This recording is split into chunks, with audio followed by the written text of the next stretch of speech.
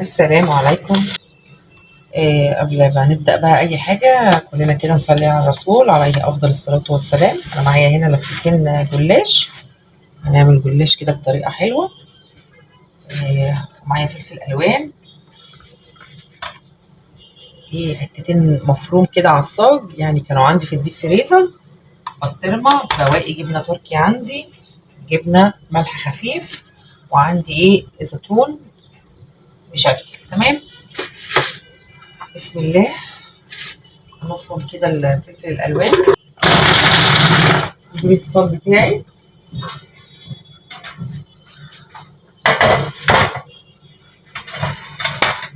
طبعا هدهن الصاج. اديني سمنة، اديني زيت زي ما تحبي. انا هدهنه كده سمنة. الرقاق يعني بيحب الإدام كتير بصراحة.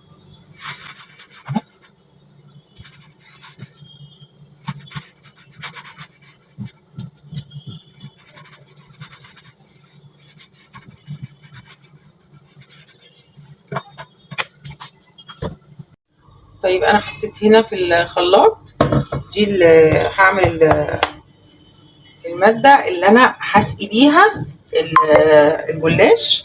عندي هنا كوباية لبن كبيرة، وجبنة ملح خفيف بتبقى عندي على طول. دي هستخدمها بديل الموتزاريلا، بتدي طعم غير عادي. ومعايا هنا بيضاية.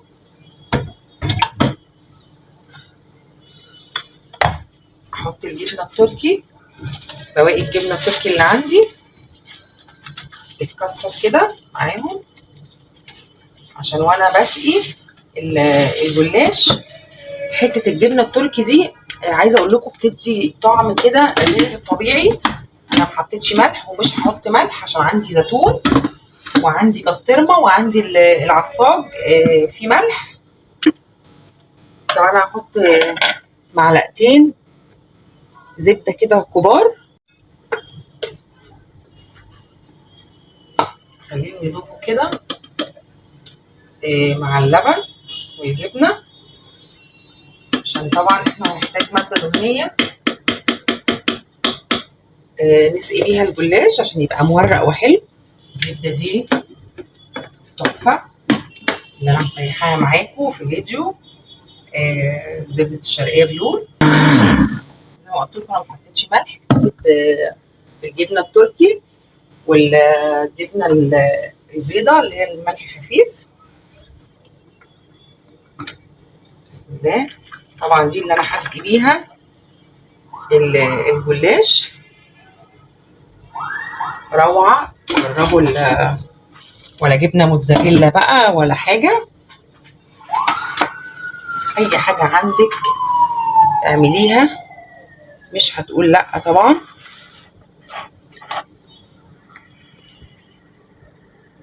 انا عندي الصاج اهو زي ما قلت لكم انا دهنته. بسم الله الرحمن الرحيم.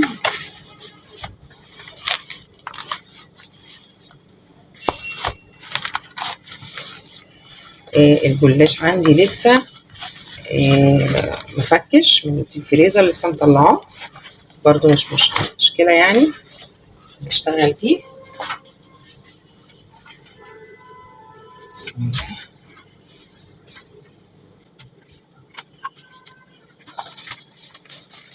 طبعا لو عايزه تستغني عن البضايه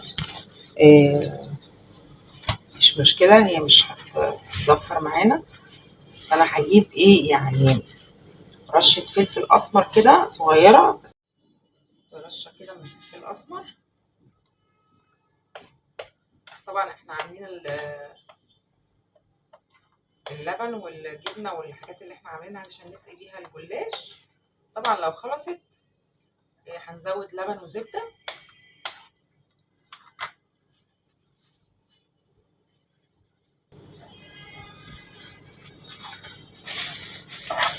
واحده كمان كده هنا.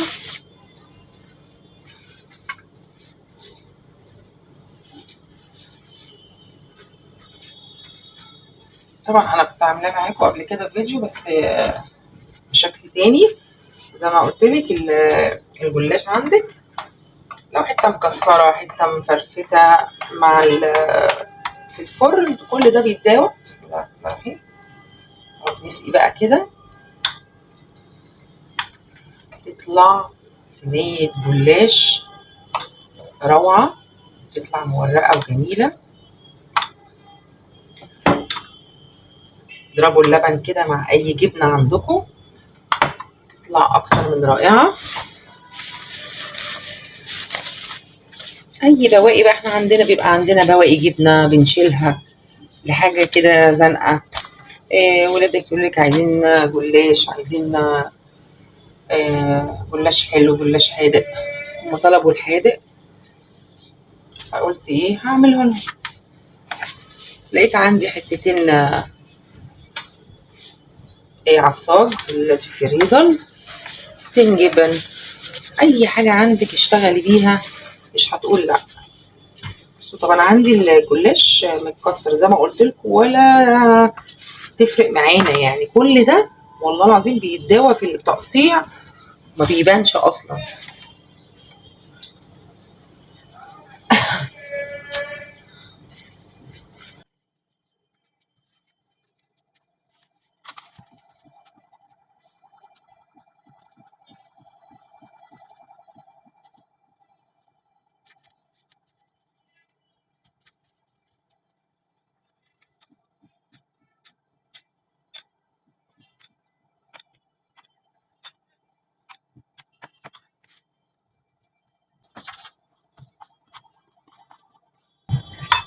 انا حطيت حبه العصاج اللي عندي على الفلفل الالوان، هقطع عليه حبه بسطرمه. انا عايزه اعمل ميكس بين اللهم صل على النبي، بين العصاج وبين البسطرمه، تمام. وهحط عليه الزيتون واقلب اقلب وبعد كده هفرشهم في الصاج، تمام. معلش اعذروني انا تعبانه ومش قادره اتكلم والله، سامحوني الكلام بيطلع بالعافيه.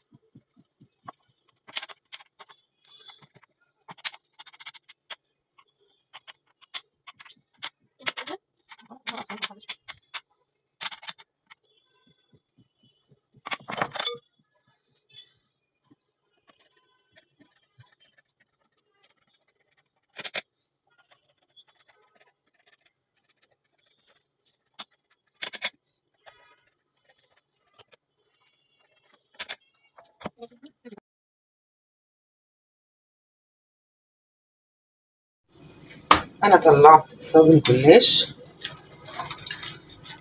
نقطع في المكان اللي احنا مقطعين فيه وهو لسه مستواش.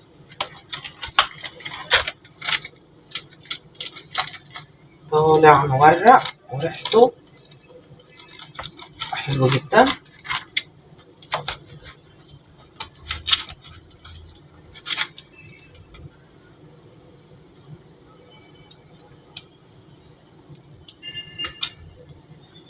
تحفه تحفه، من تحت تحفه.